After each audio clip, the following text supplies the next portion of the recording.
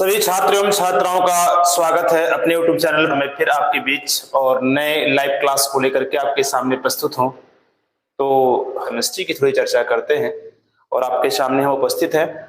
तो थोड़ी सी आज इंट्रोडक्शन के विषय में हो जाती है कि इंट्रोडक्शन केमिस्ट्री क्या है, किस प्रकार से है, क्या चीजें उसमें शामिल हैं, इन सब चीजों को लेकर के हम बात करेंगे आज। उसके बाद में हमको केमिस्ट्री कितनी पढ़नी है, कितना खत्म करना है, कब समाप्त करना है। तो पहले एक बार सभी लोग अपनी जो है उपस्थिति दर्ज करवाएं और दर्ज करवाने के बाद ये बताएं सबके पास आवाज पहुंच रही है या फिर जो है कोई समस्या है, किसी प्रकार की कोई दिक्कत हो तो जरूर अपनी बातों को हमारे पास रखें इस कमेंट के माध्यम से। और जो 2024 और 25 के छात्र हैं उनके लिए ये क्लासें प्रोवाइड की जा रही है जो छात्र। तो अब हम चलते हैं आज अपने कुछ कॉन्सेप्ट को लेकर के क्लियर करेंगे। तो आप लोग पूरी तरह से मेरे साथ आधे घंटे 15 मिनट जो भी 20 मिनट जितना भी हम क्लास लेंगे लाइव, इसमें आप जुड़े रहेंगे और जुड़ करके और पहली बात आप लोग वीडियो को जरूर शेयर करें। और अब कमेंट की बात नहीं, डायरेक्टली हम बात करते हैं अपनी पढ़ाई की तरफ।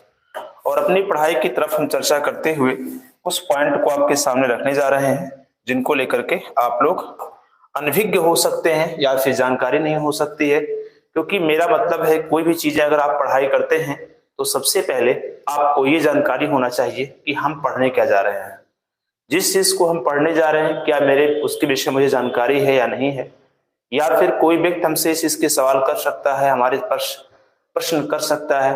तो जिस सब्जेक्ट में हम महारत हासिल करना चाहते हैं या फिर जो चीज हमारे सिलेबस में है, जिस चीज को हम पढ़ रहे हैं, क्या उसके विषय में मुझे जानकारी है या नहीं है, इन सब चीजों को लेकर के आपको आगाह होना पड़ेगा, तभी हम कुछ कर पाएंगे। ठीक है, तो उसी क्रम में हम थोड़ी सी चर्चा करेंगे कि केमिस्ट्री क्या होती है।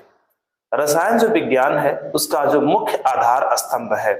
रसायन विज्ञान की बात करें अगर हम, तो जो रसायन विज्ञान है याद रखिएगा इसे रसायन विज्ञान कहा गया। ठीक है, रसायन विज्ञान कहा गया, रसायन विज्ञान कहा गया इसे। और इसका जो मुख्य आधार है वो क्या है, इसको लेकर के बात करना है।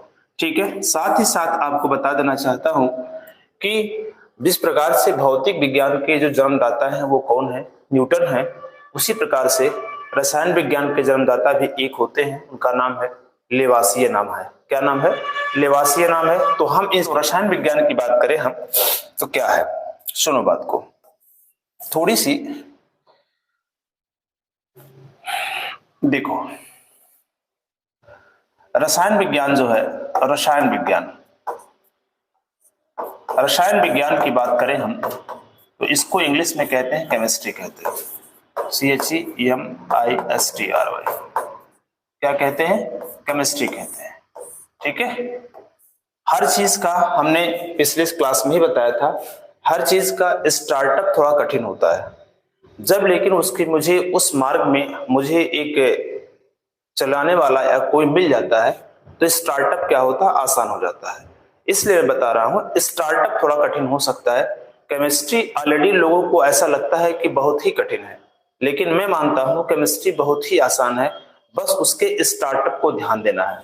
देखो आधार देखिए क्या है, रसायन विज्ञान का जो है शाब्दिक अर्थ क्या है, रस है और रस के साथ क्या जुड़ा हुआ है, विज्ञान जुड़ा हुआ है। रस के साथ क्या जुड़ा हुआ है, आयन जुड़ा हुआ है। क्या जुड़ा हुआ है? आयन। याद रखिएगा रस के साथ क्या जुड़ा हुआ, आयन जुड़ा हुआ है। ठीक है, और विज्ञान को आप लोगों को पता ही है, विज्ञान विशिष्ट ज्ञान होता है। रस में जो यहाँ पर लिया गया है इसका शाब्दिक अर्थ होता है तत्व होता है। क्या होता है बताओ? तत्व होता है। तत्व मतलब एलिमेंट्स जो होते हैं उनकी बात होती है।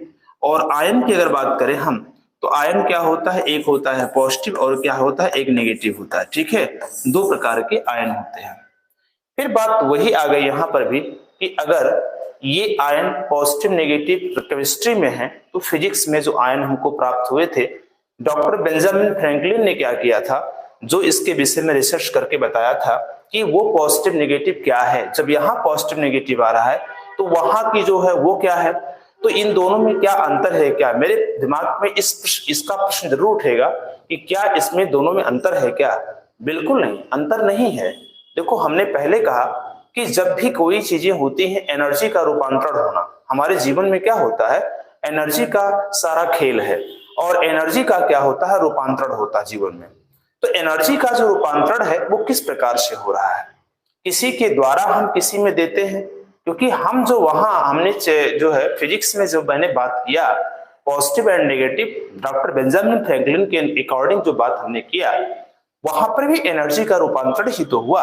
हमने एनर्जी को उत्पन्न नहीं किया था, ऑलरेडी एनर्जी सब में चीजें थी, हमने उसके प्रारूप को बदल दिया। ठीक है, हमने उसके प्रारूप को क्या किया, बदल दिया। जब हमने किसी नाभिक को ऊर्जा बाहर से देना प्रारंभ किया तो उस नाभिक के द्वारा दूसरे नाभिक में ऊर्जा उत्पन्न हो गई। तो हमने एनर्जी का रूपांतरण केवल किया है, हमने एनर्जी को उत्पन्न नहीं किया है। सेम कंडीशन यहां पर भी वही चीजें हैं। तो यहां जो बात होती है, रस का मतलब होता है तत्व होता है, और तत्व का जो संबंध है वो इससे है। एलिमेंट्स जो आपके आवर्त सारणी में है, आवर्त सारणी में कितने एलिमेंट्स हैं, 118 एलिमेंट्स, इसकी चर्चा हुई थी, जिसमें प्राकृतिक रूप में अगर देखा जाए तो आपके 92 एलिमेंट्स तो होते ही हैं, 92 एलिमेंट तो हैं, लेकिन अगर उसमें देखा, मैंने बताया था कि 2 एलिमेंट्स और आपके कुछ पॉइंट को लेकर के जोड़े गए हैं, और जिसमें 94 एलिमेंट्स कहा जाता है इस नेचर में पाए गए हैं। बाकी जो भी एलिमेंट्स आपके 118 एलिमेंट दिए गए हैं वो कंप्लीटली जो है आपके वह आर्टिफिशियल है, लैब में इसको बनाए गए हैं। ठीक है, एकदम गौर से सुनिएगा, आगे देखिएगा।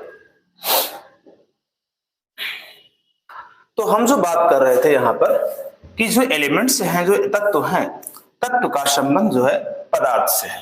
किससे है, पदार्थ से है। ठीक है, पदार्थ से है। अब बात ये उठती है कि यहाँ ये चीजें आई कैसे, इनको लेकर के भी हम चर्चा कर रहे हैं। तो पॉजिटिव नेगेटिव क्या है, जो धातु होता है, क्या होता है, जो धातु होता है, और एक होता है क्या, अधातु होता है। एक धातु है, दूसरा क्या है, अधातु है। ठीक है, जिससे हम मेटल एंड नॉन मेटल के नाम से जानते हैं। हमारे जो प्रकृति में एलिमेंट्स या फिर हमारे जो आवर्त सारणी में जो एलिमेंट्स हैं उनमें अगर देखा जाए तो 5 प्रकार के तत्व पाए जाते हैं। पहला होता है, कौन होता है, धातु होता है। दूसरा क्या होता है, अधातु होता है, जिसे हम नॉन मेटल कहते हैं। तीसरा जो होता है उपधातु होता है, जिसे हम मेटलॉइड्स कहते हैं। चौथा जो होता है अक्रिय तत्व होता है, अक्रिय तत्व होता है।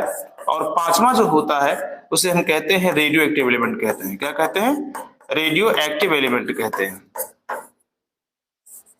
रेडियो एक्टिव एलिमेंट कहते हैं। तो ये कहीं ना कहीं हमारे केमिस्ट्री में ये 5 प्रकार के तत्व इस केमिस्ट्री में मौजूद हैं, और यही जो है कहीं ना कहीं पूरी जो है केमिस्ट्री को अपने हाथ में, अपने कब्जे में लिए हुए हैं। या यूं कहा जाए, केमिस्ट्री को अगर पढ़ना है तो इनको निश्चित है हमको अध्ययन करना पड़ेगा। बिना इसके अध्ययन किए केमिस्ट्री हम नहीं चल पाएंगे। आजकल का छात्र है या आजकल का जो क्लासेस चलती हैं या स्कूलों में चलती हैं, कहीं चलती हैं, उनको बहुत चीजें क्या है, विमुख रखा जाता है, उनको जानकारी नहीं हो पाती है। जैसे आज हमारी जो केमिस्ट्री है, जो वास्तविक केमिस्ट्री है, उसको लोग कोई पढ़ाता ही नहीं है। बस ऊपर से पढ़ा लिए, काम हो गया, कोर्स खत्म हुआ, पैसा लिया और बगल हो गया। छात्र भी क्या हुआ, कोर्स खत्म हुआ, झंझट खत्म हुआ, एग्जाम दे दिया, बहुत बड़ा प्रेशर खत्म हो गया। अब लग रहा है अगर इंटर का एग्जाम दे दिए और अगर वो पास हो गए तो लग रहा है पूरी दुनिया की जितने भी उनके अंदर लक्ष्य थे, या यूं कहा जाए आईएएस का पेपर तो आपने क्लियर कर लिया। अगर आपके लिए इंटर अगर आईएएस का पेपर है तो आईएएस का पेपर आपके लिए क्या लगेगा, थोड़ा सा अपने दिमाग को इस चीज को सोचिएगा। कभी भी किसी भी पढ़ाई को, किसी भी क्लास को छोटा नहीं समझना चाहिए। और आप कहीं भी XYZ आप पढ़ते हो, चाहे यहाँ पढ़ते हो, चाहे दिल्ली पढ़े, चाहे लखनऊ पढ़े, भारत के किसी कोने में रह करके पढ़ाई कर रहे हो अगर आप, तो निश्चित है आप क्या करें, एक अपना दबदबा बनाए रखें। दबदबा का मतलब ये नहीं होता, आप अपनी उपस्थिति वहां जाहिर रखें कि मैं भी हूं और मुझे क्वेश्चन पूछना है। और स्टूडेंट का परम कर्तव्य है क्वेश्चन पूछना। जब तक क्वेश्चन वो नहीं पूछेगा तब तक दिमाग क्या होगा कि किस प्रकार से हमारे दिमाग में कुछ समझ में आ रहा है या नहीं आ रहा है, टीचर्स पढ़ा रहा है, किस प्रकार से पढ़ा रहा है, इन सब चीजों को आपको खुद पहचानना पड़ेगा। और ये पहचान तभी होगी जब आप बार बार खड़े होकर के उस टीचर से क्वेश्चन पूछेंगे और उस क्वेश्चन को बताने का प्रयास करेगा या नहीं करेगा, वहां आप उसकी कमियां और क्या अच्छाइयां पता लगा सकते हैं। ठीक है, तो कभी डरिए नहीं लाइफ में, क्योंकि आप उसी के लिए, आपके लिए ही टीचर आ रहा पढ़ाने के लिए, तो उस डरने की बात है भाई। इसलिए आपको क्वेश्चन पूछना जरूरी है और क्वेश्चन आप जरूर हमेशा पूछते रहिए लाइफ में। ठीक है, अच्छा यहां आते हैं। तो ये जो है इतनी चीजों को हमारे सामने आज तक लाया नहीं गया। क्या कहा गया, धातु में आप क्या करें, 30 तक के एलिमेंट्स को तैयार कर ले। अक्सर क्या होता है, आजकल मैं देखा हूं, 30 तक के तत्व को आप तैयार कर लीजिए, केमिस्ट्री पूरा आपकी कंप्लीट हो गई। तीस माने क्या हुआ, हाइड्रोजन से लेकर के आप कहां तक, जिंक तक 10 तत्व आपके डी ब्लॉक के तक तैयार कर लिए, 5-6 तत्व आपने पी ब्लॉक का तैयार कर लिया, 2-4 तत्व आपके क्या किए, एस ब्लॉक के तैयार कर लिए, हो गई केमिस्ट्री के पूरा बेड़ा पार हो गया आपका। ये हमारे दिमाग में भरी जाती है। अधातु को थोड़ा बहुत बता दिया गया, उपधातु को बता दिया गया, अक्रिय को बता दिया गया, रेडियोएक्टिव को बता, रेडियोएक्टिव का तो नाम ही जल्दी कोई लेता ही नहीं है, ठीक है, एक चीज बता दे रहा हूं, बस धातु को बता दिया गया कि धातु वे तत्व होते हैं जो इलेक्ट्रॉन को त्यागने की क्षमता रखते हैं या धनायन बनाने की क्षमता रखते हैं, बस धातु का काम खत्म, इतना ही होता है और कुछ नहीं उसमें है, इतना ही जानते हैं आप। दूसरा होता है अधातु, क्या होता है, अधातु वे तत्व होते हैं जो इलेक्ट्रॉन को ग्रहण करके रसायन बनाने की क्षमता रखते हैं, ठीक है। उपधातु क्या होता है, ऐसे तत्व होते हैं जो धातु और अधातु दोनों की प्रकृति का निर्माण करते हैं, उसे हम क्या कहते हैं, उपधातु कहते हैं, मेटलॉइड्स कहते हैं। अक्रिय तत्व क्या होते हैं, ऐसे तत्व जो कभी क्रिया नहीं करते हैं, उनके कक्षा पूरी तरह भरे होते हैं, उन्हीं को अक्रिय तत्व कहते हैं। रेडियोएक्टिव तत्व क्या होता है, ऐसे तत्व जो अपनी ऊर्जा का अवशोषण स्वयं करते रहते हो और अपनी अस्थायी अवस्था प्राप्त करना चाहते हो, ऐसे तत्व को रेडियोएक्टिव कहते हैं। बस एक नॉर्मली हमारे जीवन में जो एक पढ़ाया जाता है उसी को हम क्या है ध्यान देते हैं। अरे और भी तो डीप जाइए, और भी तो कुछ उसमें होगा, तो थोड़ा सा इसके परिचय को हम देख लेते हैं, फिर हम चलते हैं अपनी केमिस्ट्री की ओर। और केमिस्ट्री जब एक प्रवाह के रूप में चलने लगेगी आपकी सेकेंड ईयर की, तो आप एकदम बिल्कुल उसमें लिप्त हो जाइए, ठीक है। और लोगों तो वीडियो को जरूर शेयर कीजिए। आते हैं तो बात ये उठती है कि यह जो है रसायन, जो एलिमेंट्स, रसायन की जो परिभाषा अगर देखें तो रसायन है क्या, रसायन का मतलब तत्वों के आयनिक रूप का क्या करना, अध्ययन करना। तत्वों के आयनिक रूप का ही अध्ययन करना ही क्या कहलाता है, रसायन कहलाता है। यह रसायन शब्द की परिभाषा बताती है कि तत्व, जो तत्व होते हैं उनके आयनिक रूप का क्या करना, अध्ययन करना। पॉजिटिव है, नेगेटिव है, नहीं, इलेक्ट्रॉन को त्यागने वाले एलिमेंट्स हैं और इलेक्ट्रॉन को ग्रहण करने वाले एलिमेंट्स हैं। जो तत्व इलेक्ट्रॉन को त्यागते हैं वो क्या है बताओ, धातु हैं, और जो इलेक्ट्रॉन को ग्रहण करते हैं वो एलिमेंट्स क्या है, अधातु हैं, ठीक है। जो तत्व इलेक्ट्रॉन को त्यागेंगे उस पर धनायन चार्ज आता है, यानी पॉजिटिव चार्ज आता है।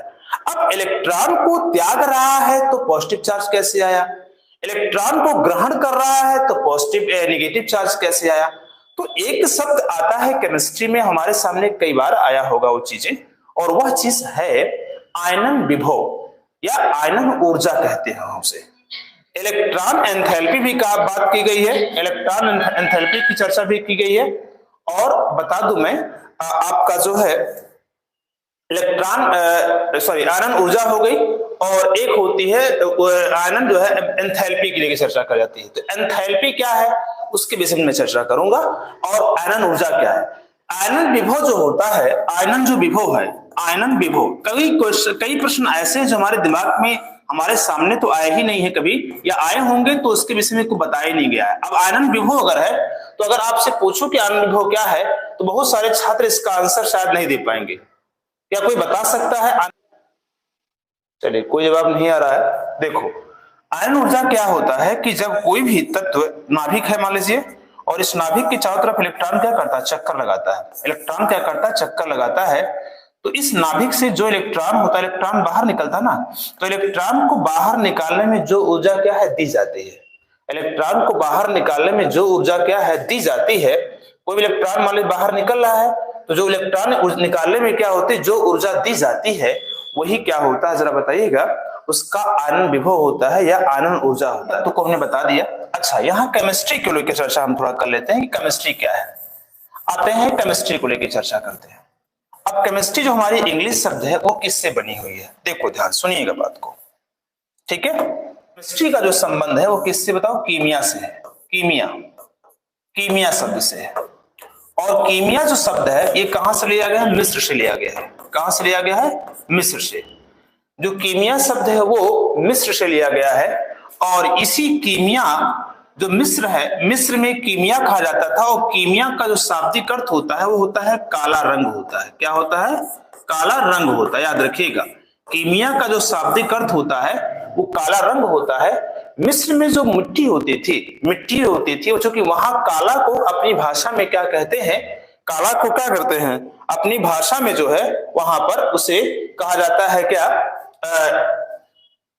कीमिया कहा जाता है। काला को वहां पर कीमिया कहते हैं या उसे केमी कहते हैं। इस चीज को आप लोग को याद रखना है। मिस्र में काला को क्या कहते हैं? कीमिया कहते हैं। क्या कहते हैं? केमी कहते हैं। और यही जो होता है काला रंग ही कहीं ना कहीं बाद में जाकर के केमिस्ट्री का जो है रूप बना है। ठीक है, यहां अगर देखा जाए तो यहां पर जो है सर्वप्रथम जो है रसायन का जो अध्ययन सर्वप्रथम मिस्र से ही प्रारंभ माना जाता है। इसलिए इसका नाम जो है रसायन विज्ञान की उत्पत्ति कहां से हुई है? रसायन विज्ञान की जो उत्पत्ति है, केमिस्ट्री की जो उत्पत्ति है, वो कहां से हुई है? मिस्र से ही हुई प्रारंभ माना जाता है। और साथ ही साथ मिस्र में पहले इस केमिस्ट्री का जो नाम है, जो उसका नाम लिया गया था, वो लिखा गया था, उसमें क्या लिखा गया था? केमीटेक्ने लिखा गया था। क्या लिखा गया था? केमीटेक्ने। केमीटेक्ने कहा गया था, केमीटेक्ने बोला गया था। अब केमीटेक्ने जो है कालांतर में इसको बिगड़ते बिगड़ते बिगड़ते बिगड़ते इसका नाम जो है केमिस्ट्री हो गया। क्या हो बताओ? केमिस्ट्री हो गया। और इसी को आज के रूप में क्या है? केमिस्ट्री कहा जाता है। ठीक है, ये बात याद रखिएगा। तो केमिस्ट्री जो शब्द है वो कीमिया से बनी है, और केमिस्ट्री जो आई है सबसे पहले कहां आई? मिस्र में आई। और साथ ही साथ कीमिया का जो शाब्दिक अर्थ होता है वो काला रंग होता है। और वहां पर उस केमिस्ट्री का सबसे पहले जब अध्ययन किया गया तो उसका नाम रखा गया केमीटेक्ने रखा गया था। और केमीटेक्ने का ही कालांतर में बिगड़ा हुआ शब्द क्या रखा गया? केमिस्ट्री रखा गया। तो इस तरह से अगर देखा जाए तो हम रसायन की बात भी कर ली, रसायन विज्ञान की वजह से बात किया, और केमिस्ट्री यानी एक लैटिन नाम को लेकर के और एक हिंदी नाम को लेकर के, दोनों को लेकर के आपके सामने हमने क्या किया? पूरा जो है कंप्लीटली प्रोसेस हमने रख दिया। तो यहां पर अगर देखा जाए तो केमिस्ट्री क्या होती है? विज्ञान की वह शाखा जिसके अंतर्गत पदार्थों के गुणों, ऐसे आप लिख सकते हैं। क्या लिख सकते हैं बताइए? विज्ञान की वह शाखा, विज्ञान की वह शाखा जिसके अंतर्गत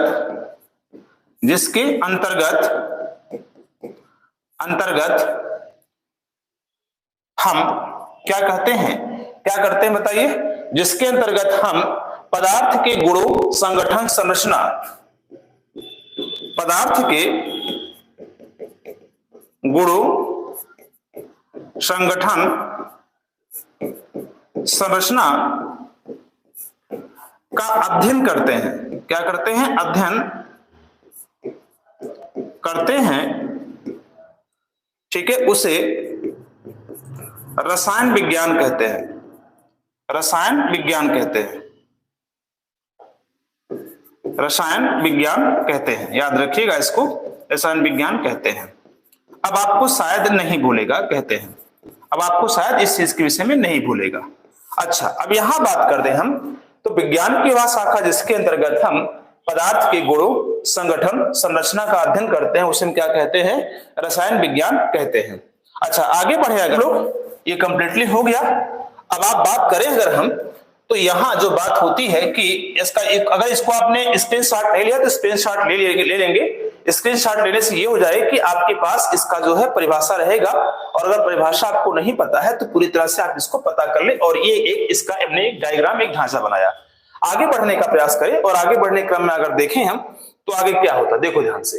आगे बात करें हम तो यहां पर अब बात होती है कि रसायन विज्ञान, देखो रसायन विज्ञान जो था अब आगे बढ़ा। रसायन विज्ञान कहां बढ़ा? थोड़ा आगे बढ़ा। और आगे बढ़ने के क्रम में सबसे पहले जब मिस्र में आया, तो मिस्र के बाद फिर गया कहां? मिस्र के बाद जो हो गया वो जर्मनी, और कहां गया? यूरोप के अंतर्गत गया। कहां गया बताओ जरा? जर्मनी में गया। और क्या है? यूरोपीय जर्मनी में गया। और जर्मनी कहां है? यूरोप में। जर्मनी कहां बताओ? यूरोप में है। जर्मनी जो है यूरोप में दिया गया, और यूरोप में है। और यहां अगर बात करें हम तो इसके बाद जो है ये जो यूरोपियन वैज्ञानिक हैं, कौन है बताओ? यूरोपियन वैज्ञानिक। पहले वहां पर क्या कहा जाता था? उसे यूरोपियन कहा जाता था, ब्रिटिश साम्राज्य कहा जाता था। और ब्रिटिश के अंतर्गत अगर देखा जाए तो उसमें बहुत सारे जो है देश एक साथ उसमें जुड़े हुए थे। ठीक है, बहुत सारे देश क्या एक साथ उसमें जुड़े हुए थे। तो आपको बताना चाहता हूं, यहाँ पर जो यूरोपियन जो साइंटिस्ट हैं, इनमें सबसे पहला जो नाम आता है वो जैव शक्ति सिद्धांत को लेकर के बात करते हैं। जैव शक्ति सिद्धांत को लेकर के बात करते हैं। जैव शक्ति सिद्धांत, याद रखिएगा, सिद्धांत को लेकर के बात करते हैं। और जैव शक्ति सिद्धांत का जो बात है ये दिया था किसने? वर्जीलियस ने दिया था। किसने दिया था? वर्जीलियस ने दिया था। वर्जीलियस ने दिया था। और वर्जीलियस ही जो है इन्हीं को हम रसायन विज्ञान का पितामह कहते हैं। क्या कहते हैं? रसायन विज्ञान का जो है पितामह कहते हैं, विज्ञान का पितामह कहते हैं, पितामह कहते हैं। पितामह अभी आप इसमें सोचेंगे अभी तो आपने लेवाशियो बताया है, लेकिन इसी बता दे रहा हूं पितामह और जो है ये रसायन विज्ञान के पितामह इसलिए कहा जाता है क्योंकि जैव शक्ति सिद्धांत का सबसे पहला प्रतिपादन किसने किया था? किसने किया था? वर्जीलियस ने किया था। एक चीज आपको बता देना चाहता हूं, वर्जीलियस जो है एंशिएंट टाइम मतलब पहले से ही इनको पितामह बोला गया है, लेकिन अगर आधुनिक रसायन की जन्मदाता की बात करें अगर हम बात करें यहाँ पर एक है लेवासिए। कौन है? लेवासिए हैं। लेवासिए कहीं कहीं लेवासिए लिखा होता है तो कहीं कहीं कुछ और भी लिखा है, बता देना चाहता हूं लेवासिए लिखा हो, कहीं कहीं लेवासिए लिखा होगा, लेवासिए, तो कंफ्यूज मत होइएगा, लेवासिए भी लिखा हो सकता है या लेवासिए लिखा हो सकता है। तो लेवासियों को जो है आधुनिक रसायन का जन्मदाता कहा जाता है। क्या है? आधुनिक रसायन का जो है जन्मदाता कहा जाता है, रसायन विज्ञान का जो है जन्मदाता कहा जाता है, रसायन विज्ञान का जो है जन्मदाता कहते हैं। ठीक है, आधुनिक रसायन विज्ञान के क्या है? जन्मदाता है। कौन? लेवाशी है, जन्मदाता होते हैं। ठीक है, इस चीज को आपको याद रखना है। आधुनिक रसायन के यानी मॉडर्न जो केमिस्ट्री साइंस है, जो मॉडर्न केमिस्ट्री के जो है पितामह या फादर हैं, उनको अगर कहा जाए तो कौन है? लेवासिए है। और अगर हम एंशिएंट यानी पितामह की बात करें तो उसका नाम जो है उनका नाम वर्जीलियस है। ठीक है, अब यहां जो बात होती है दो कंडीशन को लेकर के हम बात करते हैं यहाँ पर। अब दो कंडीशन की बात ये होती है कि थोड़ा सा इसमें आगे बढ़े हम तो एक चीज बताना चाहता हूं कि कहीं ना कहीं कार्बनिक रसायन के जन्मदाता भी किसे कहा जाता है? वर्जीलियस को ही कहा जाता है। कार्बनिक रसायन के जन्मदाता का नाम भी किसी का अगर आता है तो कौन आता है? वर्जीलियस का नाम भी आता है। ठीक है, और इसलिए यहां अगर देखें तो और आधुनिक रसायन इतना तो पता ही है, इतने इसमें कोई दिक्कत नहीं होना चाहिए। अच्छा, जैव शक्ति सिद्धांत क्या है? थोड़ा सा इस पर हम चर्चा फोकस कर लेते हैं। जैव शक्ति सिद्धांत का तात्पर्य यह है कि जो प्रकृति में पहले से तमाम प्रकार के क्या थे? यौगिक मौजूद थे। क्या थे बताओ? प्रकृति में तमाम प्रकार के क्या है? यौगिक पहले से मौजूद थे। यौगिक में क्या होता है? जैसे अमोनिया मौजूद था, जैसे क्या है CH4 यानी क्या है? मेथेन मौजूद था, जैसे आपका CH3 COOH एसिटिक अम्ल मौजूद था, ऐसे ना जाने कितने आपके एथेन मौजूद थे। ठीक है, एथेन मौजूद थे, और ऐसे प्रोपेन, बहुत सारे ऐसे ऑर्गेनिक कंपाउंड है, बहुत सारे ऐसे इनऑर्गेनिक कंपाउंड हैं जो कि क्या है? कंप्लीटली जो है हमारे प्रकृति में पहले से मौजूद थे। लेकिन लोगों ने अगर सोचा कि प्रकृति में अगर चीज आया है तो उसका कारण क्या है? क्योंकि मैंने पहले कहा कि साइंस जो होता है वो लॉजिक पे चलता है। अगर लॉजिक उसके पीछे है तो वही क्या होगी? सही रूप से उसमें बताएगी। ठीक है, तो याद रखिएगा इसमें कि लॉजिक क्या उसके पीछे है, उसके पीछे क्या लॉजिक, क्या कारण हो सकता है, क्या हम उसको लैब में बना सकते हैं कि नहीं बना सकते हैं। तो वर्जीलियस क्या किए, जितने भी कंपाउंड्स इस प्रकृति में प्राप्त हो रहे थे वो उस वर्जीलियस ने क्या किया, उस जितने भी एलिमेंट्स कंपाउंड थे उनको जो प्राप्त हुए चाहे किसी विधि से। एक ऑर्गेनिक केमिस्ट्री का अगर देखा जाए तो कॉन्सेप्ट अगर स्टार्ट होता है तो उसने होता है निकोलस लेमरी से। ऑर्गेनिक केमिस्ट्री की जो कॉन्सेप्ट होती है उसका अगर स्टार्टिंग पॉइंट देखें तो स्टार्टिंग पॉइंट कहां से होता है? निकोलस लेमरी से होता है। और निकोलस लेमरी ने ही बताया था कि जो ऑर्गेनिक केमिस्ट्री है वो 3 स्रोतों से प्राप्त होता है। हालांकि उसकी चर्चा हम बाद में भी कहीं करेंगे। तो 3 स्रोतों से प्राप्त होता, वह है आपका वनस्पति है, जीव है और खनिज है। ठीक है, और उसी से क्या है ऑर्गेनिक केमिस्ट्री में जो इतने भी कंपाउंड है उनका अध्ययन करने के लिए वर्जीलियस लगे। तो वर्जीलियस ने क्या किया? लैब में तो प्रयोग करने का प्रयास किया। इनके साथ तमाम साइंटिस्ट थे कि जो यौगिक मिल रहा है जो है पृथ्वी पर या कि किसी प्राकृतिक रूप या तीनों स्रोतों से, आपके वनस्पति है, खनिज लवण है और जो है जीव है, इन तीनों स्रोतों से जितने भी कंपाउंड हमको प्राप्त हो रहे हैं क्या उनको हम लैब में बना सकते हैं कि नहीं बना सकते हैं।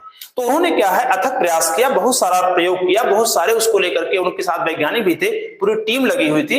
इतना करने के बावजूद भी वो असफल है। और जब कोई असफल व्यक्ति क्या करता, फिर असफल व्यक्ति फिर क्या करता है? फिर सीधा उसका आज का इंसान अगर असफल हो रहा है तो सीधा क्या करेगा? कहेगा मेरा किस्मत में नहीं होगा, मेरे नसीब में नहीं होगा, मेरे साथ ईश्वर ये चीजें कर रहे हैं, हमारे भाग में भगवान लिखे ही नहीं है। ये सब चीजों को वो क्या करता? समेटता है अपने अंदर, क्योंकि अपनी कमियों को छिपाता। अगर वो कहता है मेरे किस्मत में नहीं है, मेरे नसीब में नहीं है, भगवान मेरे ऊपर क्या है प्रकोप लीजिए, भगवान मेरे नसीब में लिखें, ये सब मात्र मनगढ़ंत कहानियां होती हैं। लाइफ में ऐसा कुछ होता ही नहीं है, लाइफ में ऐसा कुछ नहीं होता है। ठीक है, हर सक्सेसफुल के व्यक्ति, अगर कोई व्यक्ति सक्सेसफुल है इस पृथ्वी पर, जहां भी आप किसी एक सक्सेसफुल इंसान को देखेंगे तो उसके पीछे एक कठिन वर्क उसने किया है, एक मेहनत किया है, एक अपने जो है श्रम को उसने त्यागा है।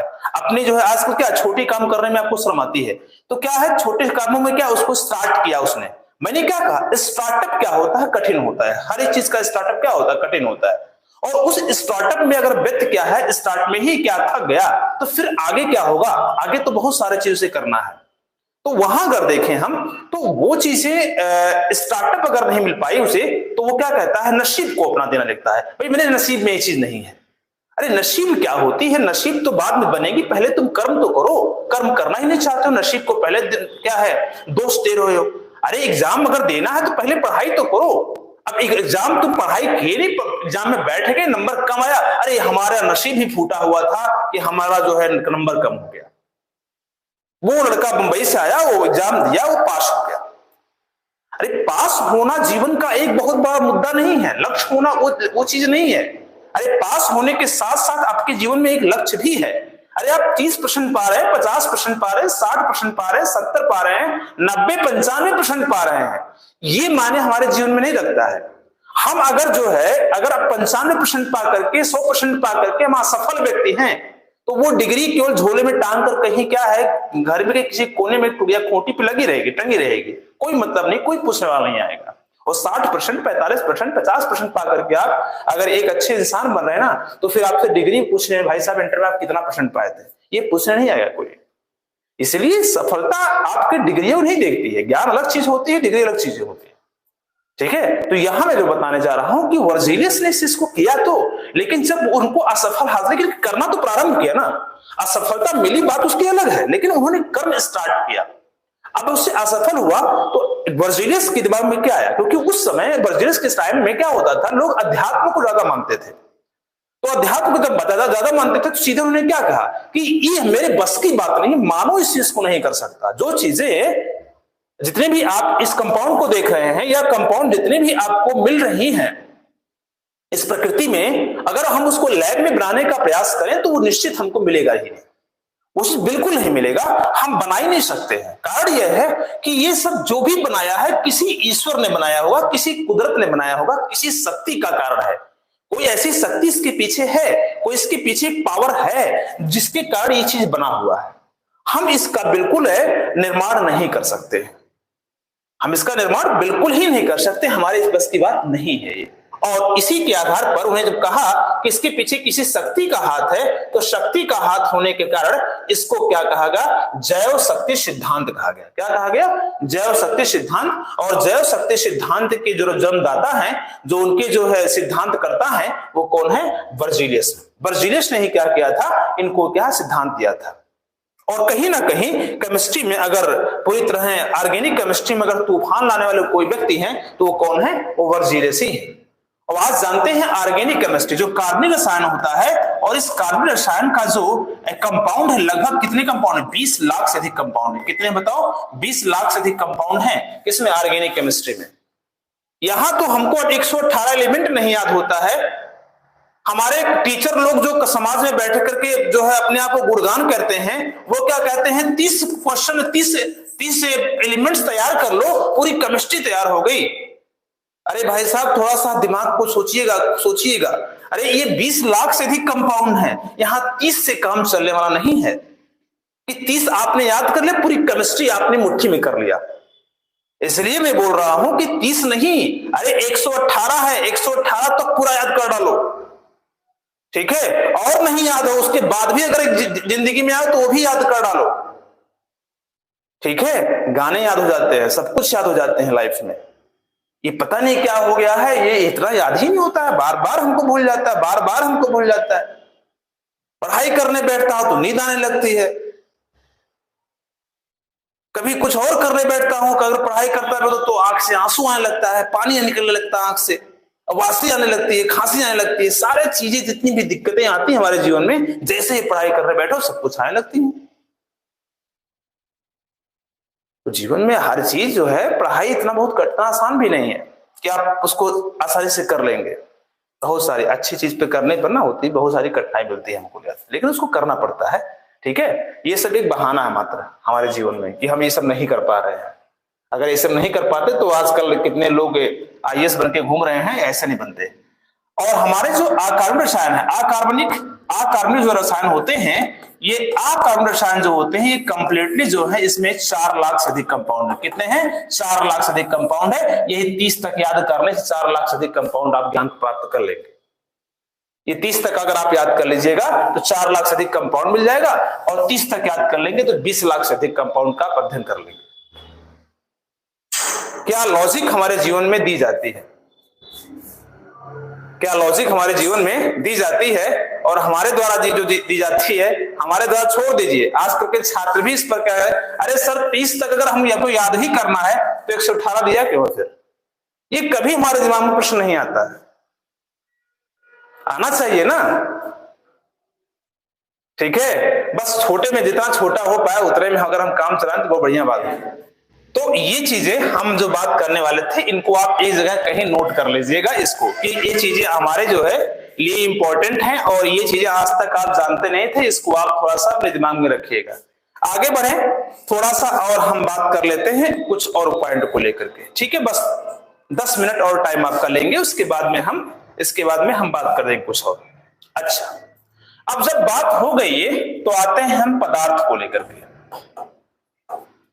पदार्थ को लेकर के आते हैं। मैटर होता है, पदार्थ कहते हैं। पदार्थ किसे कहते हैं? पदार्थ है किसे कहते हैं बताएं? बहुत सारे लोग जानते भी होंगे, और आपके जीवन में तो तमाम बात आपके सामने पड़ा होगा, सामने आगे आया होगा। पदार्थ में क्या क्या? देखो, पदार्थ के विषय में सबसे पहला जो अध्ययन है वो किसने किया था? ठीक है, एक है परमाणु। केमिस्ट्री में कितने शब्द आते हैं? 4 शब्द। एक होता है परमाणु, आता है परमाणु। 15 तारीख से नीट का बैच स्टार्ट हो रहा है, और 15 तारीख से जो नीट का बैच स्टार्ट हो रहा है, प्रदीप क्लासेस @प्रदीप क्लासेस क्या होगा 00। आप जाएंगे वहां, आप उसको देखेंगे, चैनल आपको मिलेगा। वहां से 15 तारीख को आपको नीट का बैच मिल रहा है, और उस नीट बैच के बैच में 0 से शिखर तक आप लोग केमिस्ट्री, 0 से शिखर तक बायोलॉजी, 0 से शिखर तक आप लोग क्या है फिजिक्स, सब कुछ दिया जाएगा। उससे जुड़ करके आप आज तक जो चीज नहीं पढ़े, आज तक जो नहीं आपको पढ़ाया, वो मैं आपको पढ़ाने का प्रयास करूंगा। उससे आप जुड़ेंगे और आपको पूरी तरह से क्या लाभ होगा। ठीक है, इसलिए आप एक ऐसे क्लासेस, एक ऐसे चैनल जुड़ चुके हैं जो आपके जीवन को बना सकता है।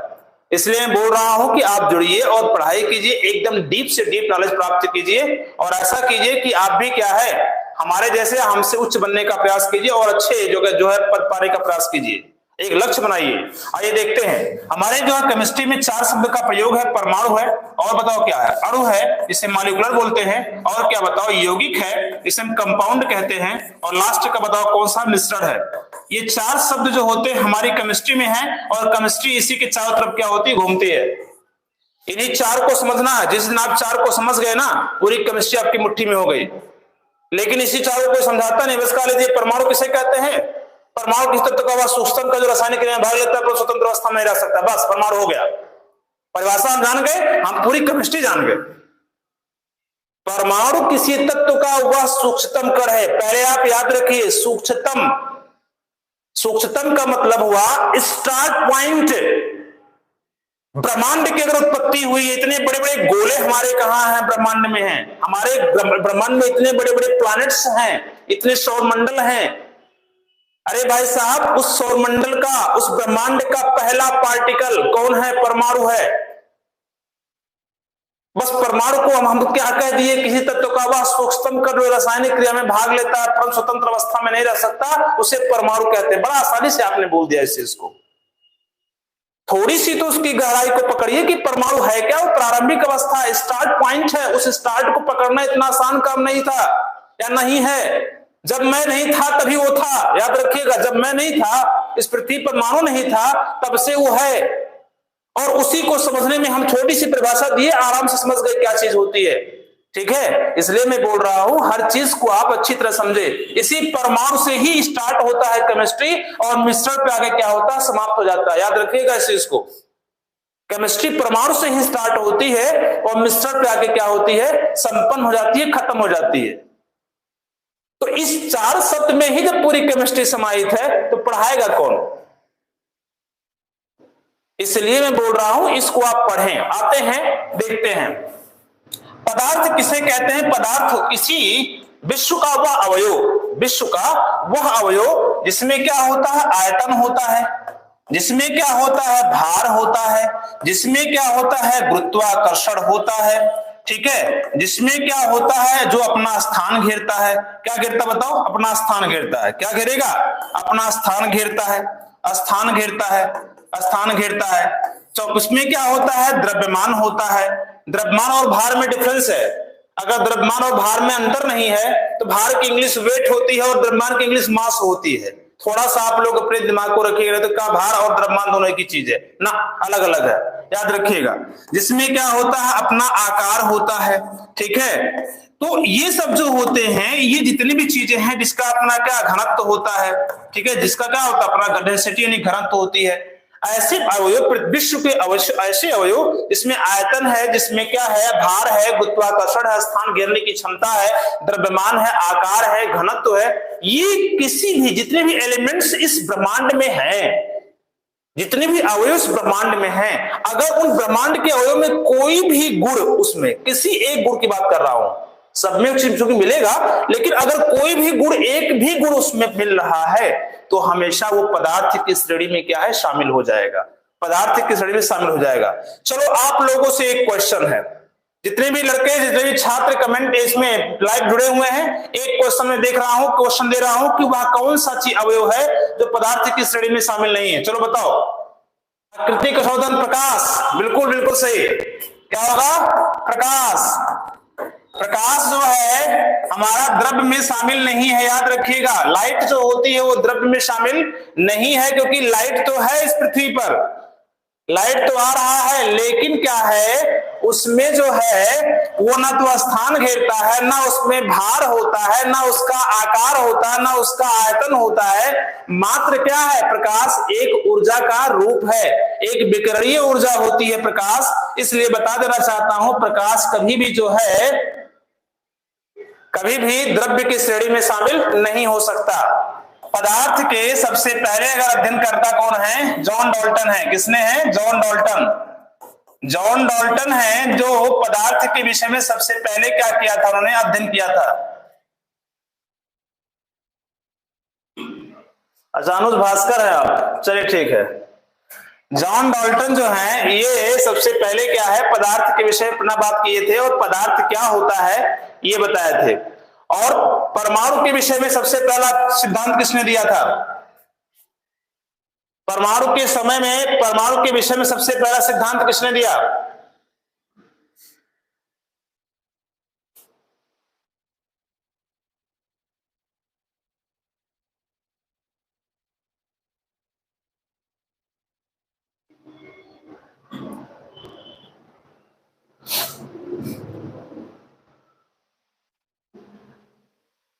चलिए, परमाणु के संबंध में भी सबसे पहला सिद्धांत जॉन डाल्टन ने दिया था, लेकिन सबसे पहला सिद्धांत किसी भारतीय ने दिया था और भारतीय का नाम था महर्षि कणाद नगदा। क्या था? महर्षि कणाद नाम था, कणाद, या कहीं कहीं कणाद लिखा जाता है, कहीं कहीं कणाद लिखा जाता है। सबसे पहले किसी भारतीय ने अगर दिया था तो उनका नाम था महर्षि कणाद नाम था, जो बताए थे परमाणु के विषय में सबसे पहला कॉन्सेप्ट दिया था। लेकिन अगर एक महर्षि कणाद जो दिए थे वो एक अध्यात्म के दृष्टिकोण से दिए थे, जिस प्रकार से भारत में सबसे पहले जो है बाराहमिहिर ने कहा था, इस पृथ्वी पर ऐसी कोई शक्ति जरूर है जो हर एक वस्तु को अपनी ओर क्या करती है, आकर्षित करती है, लेकिन उसका कोई तर्क प्रमाण उनके पास नहीं था, इसलिए उनके सिद्धांत को क्या है, शामिल नहीं किया गया। जबकि जब न्यूटन ने क्या किया, अपना सिद्धांत दिया, और न्यूटन के सिद्धांत में एक तर्क था, इसलिए बाराहमिहिर के जो सिद्धांत है उनको हटा करके न्यूटन के नियम को क्या है, पूरी तरह अपनाया गया, क्योंकि उनके नियम में एक लॉजिक था और एक क्या सत्यापन पूरी तरह से उन्होंने क्या है अपने नियम में किया था। जबकि महर्षि कणाद का जो नाम था, इनका जो नाम आता है, ये पूरे ब्रह्मांड की तो बात किए थे। इन्होंने क्या किया था, एक छोटे से उन्होंने बताया था कि कोई ऐसा पिंड है, कोई ऐसी सूक्ष्म चीजें हैं जिससे सब मिलकर के एक संगठित होकर के एक ब्रह्मांड का क्या है निर्माण की हैं, लेकिन इतना इनको जो है पूरी तरह से ये सत्यापित नहीं कर पाए थे और ये पूरी तरह अध्यात्म की दृष्टिकोण से ही अपना पूरा नियम दिए थे। और जबकि जॉन डाल्टन ने क्या किया था, इसको पूरी तरह सत्यापित किया था, इसलिए महाशकड़ादि का नाम जो है अब इसमें नहीं आता है। मैक्सिमम जो आता है वो किसका नाम आता है, वो आता है जॉन डाल्टन का। तो पदार्थ के विषय में सबसे पहला अध्ययन किसने किया था, जॉन डाल्टन ने ही किया था। इस चीज को आप लोगों को याद रखना है। अब हम बात करते हैं बहुत ज्यादा जॉन डाल्टन के विषय में उतना चर्चा नहीं, लेकिन जॉन डाल्टन ने कहा कि परमाणु किसी तत्व का वह सूक्ष्मतम कण जो होता है जो रासायनिक क्रिया में भाग लेता है परंतु स्वतंत्र अवस्था में नहीं रह सकता। परमाणु किसी तत्व का वह सूक्ष्मतम कण है जो रासायनिक क्रिया में भाग लेता है परंतु स्वतंत्र अवस्था में वह नहीं रह सकता। स्वतंत्र का मतलब क्या होता है, परमाणु हमेशा और हमेशा कैसा है, गतिशील है।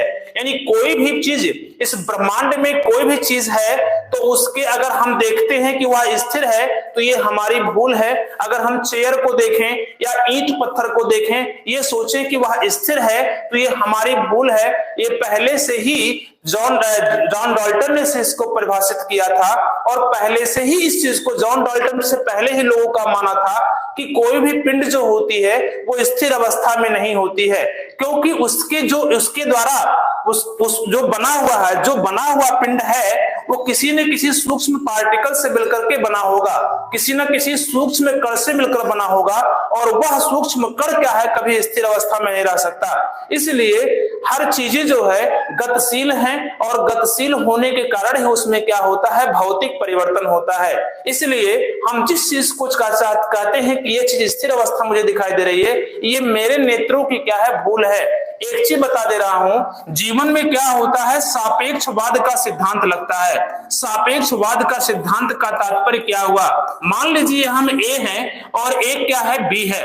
हम अगर ए हैं और एक क्या है, बी है, एक बी है और एक ए है, तो अगर बी की गति, ये दोनों क्या है, दोनों गतिशील है। मान लीजिए ए भी गतिशील है और बी भी गतिशील है, दोनों गतिशील हैं। लेकिन अगर ए की गतिशीलता इसके सापेक्ष, ए के सापेक्ष जो है बी की गतिशीलता अगर अधिक है, क्या है बताओ, अधिक है, मतलब ये तीव्र से गति कर रही है, तब इसको इसका एहसास होगा कि ये तेज हमसे चल रहा है या गतिशील है। लेकिन अगर बी की गतिशीलता ए से क्या है बताओ, कम है, तो अगर हम ये ए आगे बढ़ेगा तो इसे कुछ देर के लिए स्थिर प्रतीत होगा। यानी जो हमारे शरीर में जितनी भी पार्टिकल्स जो गतिशील हैं उसके सापेक्ष हमारे सामने जो चीज स्थिर दिखाई दे रही हैं वो स्थिर नहीं है। उनके पार्टिकल हमारे बॉडी की पार्टिकल की अपेक्षा स्लो मोशन कर रहे हैं, इसलिए हमको वो चीज कैसी दिखाई देती है, स्थिर दिखाई देती है। अगर वो स्थिर होते तो यह तो कोई भी चीज अगर इस पृथ्वी पर निर्माण हुआ, चाहे सजीव चाहे निर्जीव हो, सब चीज का अंत कैसे हो जाता है। याद रखिएगा, परमाणु क्या है, मैंने क्या बताया, परमाणु किसी तत्व का वह सूक्ष्मतम कण है जो रासायनिक क्रिया में भाग तो लेता है परंतु स्वतंत्र अवस्था में नहीं रह सकता। यानी वो कभी स्थिर अवस्था में नहीं रह सकता, कभी वो रुक नहीं सकता, कभी वो स्थिर नहीं रह सकता। हमेशा और हमेशा क्या होता है, वो गतिशील रहता है और गतिशील होने के कारण ही प्रत्येक पिंड में क्या होती है, भौतिक परिवर्तन होती है। इस तरह से आप याद रखिएगा। और गतिशील रहता हुआ जो पिंड होता है अपने अंदर से एनर्जी बार बार क्या करता है, लॉस करता रहता है, वो खत्म करता रहता है। और जब उस पिंड से एनर्जी निकलती रहती है तो उसका धीरे धीरे अस्तित्व भी क्या होता है, समाप्त होता रहता है। ऐसी स्थिति में जब किसी पिंड का निर्माण हुआ हो तो लास्ट में अंतिम समय जाते थे क्या होता है, उस पिंड का क्षण होना स्वाभाविक है, वो समाप्त ही हो जाएगा। इस तरह से आप लोगों को क्या करना है, याद रखना है। तो परमाणु का सिद्धांत सबसे पहले किसने दिया, जॉन डाल्टन ने ही दिया था। ठीक है, चलिए कोई बात नहीं है। तो ये चीजें हमारा एक सापेक्षवाद का कॉन्सेप्ट है, उनको लेकर के जो है ये चीजें हैं। अच्छा, तो हमारा जो पॉइंट है कहीं ना कहीं हम क्लास 12 को लेके चलने वाले हैं। इन सब चीजों की चर्चा हम जब नीट का स्टार्ट करेंगे तो वहां से हम पूरी तरह से शून्य शिखर को लेकर के बात करेंगे। अब क्या होता है, दो समान परमाणुओं से मिले हुए जो क्या है अवयव बनते हैं, दो समान परमाणु के मिले हुए अवयव जो होते हैं उसे क्या कहते हैं, अणु होते हैं। अणु क्या होता है, दो समान परमाणु से मिलकर के बना होता है। दो समान का मतलब क्या हुआ, जैसे हाइड्रोजन का हाइड्रोजन हो गया, ऑक्सीजन O2 हो गया, नाइट्रोजन N2 हो गया, ओजोन O3 हो गया, Cl2 हो गया, Br2 हो गया, I2 हो गया। तो ये सब देखिए क्या, ये सब समान परमाणु हैं। तो समान परमाणुओं के मिलने से क्या होता है, अणु का निर्माण होता है। यौगिक क्या होता है, दो या दो से अधिक असमान परमाणुओं के मिलने से क्या होता है, यौगिक का निर्माण होता है। याद रखिएगा, दो या दो से अधिक असमान परमाणु, जैसे मान लीजिए H2O हो गया, जैसे आपका HCl हो गया, जैसे H2SO4 हो गया, ठीक है, H2SO4 हो गया, HNO3 हो गया, ठीक है, CH4 हो गया, CO2 हो गया, SO3 हो गया। जितने भी आप देख रहे हैं ये सब क्या है, ये सब कंपाउंड है। और कंपाउंड जो होते हैं दो असमान परमाणुओं से मिलकर के बने होते हैं। उनके बीच में सहसंयोजी बंध हो सकता है, धातुसंयोजी बंध भी हो सकता है। ये बंध की बात हम 12 में नहीं करने वाले हैं, ठीक है। और मिश्रण क्या होता है, दो या दो से अधिक यौगिकों के मिलने से क्या होता है, मिश्रण बनते हैं। अब यौगिक जब कोई चीज मिश्रित हो गई मतलब उसमें अब परिवर्तन क्या है, मतलब एक आपने देखा चीनी और पानी मिला दिया तो क्या बना, मिश्रण बना। और हमारा जो अंतिम शब्द है मिश्रण जो है, इसी को लेकर के आगे हमको सेकेंड ईयर में बढ़ना है। क्योंकि हम परमाणु को 11 में पढ़ चुके, हम अणु को पढ़ चुके, हम यौगिक को पढ़ चुके, अब हम लास्ट वाले पॉइंट को पढ़ते हैं। इसीलिए कहा गया है मिश्रण के बाद केमिस्ट्री है ही नहीं, यानी इंटर के बाद केमिस्ट्री अब है ही नहीं। जो भी सिलेबस केमिस्ट्री का है अब वही मिश्रण है। इसी मिश्रण को पढ़ना है, आपकी कंप्लीट जो है केमिस्ट्री समाप्त हो जा रही है। अब आप सोचिए, आप 3 को छोड़ करके आए हैं, जब 3 को छोड़ करके आए हैं तो बताइए चौथा समझ में आएगा क्या आपको, ठीक है, चौथा समझ में आपको आया क्या। तो इस तरह से आपको देखना है कि मिश्रण को हम लेकर चल रहे हैं, तो मिश्रण में हमको पढ़ना क्या है बता दे रहा हूं। मिश्रण की बात करें तो आपको क्लास 12 की अगर चर्चा करें तो CLASS, क्लास माने क्या होता है, कक्षा होता है। और यहां देखा जाए तो इसमें क्या पढ़ना आपको है, सबसे पहला चैप्टर ये कौन है, विलयन है, और विलयन है। दूसरा चैप्टर क्या है, रासायनिक बलगतिकी है। रासायनिक क्या है, बलगतिकी है, सॉरी रासायनिक बलगतिकी नहीं भाई, बोल रहा हूं, देखो ध्यान से उतर रहा है। ये जो है वैद्युत रसायन है, क्या बताओ, वैद्युत रसायन है, रसायन होता है, ठीक है। तीसरा आपका जो चैप्टर होगा रासायनिक बलगतिकी होगा, रासायनिक बलगतिकी जिसे हम इंग्लिश में कहते हैं केमिकल काइनेटिक्स कहते हैं। अगर हम चौथे चैप्टर की बात करें तो उसका नाम है डी ब्लॉक एलिमेंट, क्या बताओ, डी ब्लॉक एलिमेंट। पांचवा चैप्टर एफ ब्लॉक एलिमेंट है, और छठवां चैप्टर आपका जो होता है उप सहसंयोजी बंध है, क्या बताओ, उप सहसंयोजी बंध है। और यही हमारा जो है फर्स्ट पार्ट पूरी केमिस्ट्री है। अब इसमें आपका जो 3 चैप्टर अब दिखाई दे रहा है ये कंप्लीट मिश्रण से ही संबंधित है, और मिश्रण से संबंधित होने के कारण यहीं पर केमिस्ट्री क्या होती है, समाप्त हो जाती है। आपने परमाणु और यौगिक का अध्ययन किया ही नहीं, क्या मिश्रण आपको समझ लोग बोल रहे हैं, तो ये हमको पढ़ना है। अब विलयन का जो है कॉन्सेप्ट हम नेक्स्ट वीडियो से स्टार्ट करेंगे। अब मतलब हमने इतना परिचय दिया, इसको परिचय देने का कारण यह था कि हमको विलयन तो पढ़ना है, लेकिन हम कितना छोड़ करके आए हैं और कहां से पढ़ना है। तो आप छोड़कर क्या आए हैं, छोड़कर आए हैं यौगिक को छोड़ के आए हैं, आप परमाणु को छोड़ करके आए हैं, आप अणु को छोड़ करके आए हैं। तो परमाणु और यौगिक को छोड़ करके अब हम डायरेक्ट कहां चल रहे हैं, मिश्रण को चल रहे हैं। तो मिश्रण जब पढ़ेंगे आप तो फिजिकल केमिस्ट्री के 3 चैप्टर हैं, और यही फिजिकल केमिस्ट्री के 3 चैप्टर से ही लगभग आपके 25 नंबर क्वेश्चन बोर्ड पेपर में पूछे जाएंगे, ठीक है। तो ये इंपॉर्टेंट रहेगा। आशा है आज का वीडियो आप लोगों को बहुत अच्छा लगा होगा, ठीक है। तो मैं एक परिचय के रूप में आज का आपके सामने उपस्थित हुआ था, केमिस्ट्री क्या होगा। और अब जो है केमिस्ट्री का भी, अब फिजिक्स का तो मैंने क्लास दिया, अब केमिस्ट्री भी उसमें अब जुड़ेगा। 1 घंटा फिजिक्स और 1 घंटे केमिस्ट्री जुड़ेंगे।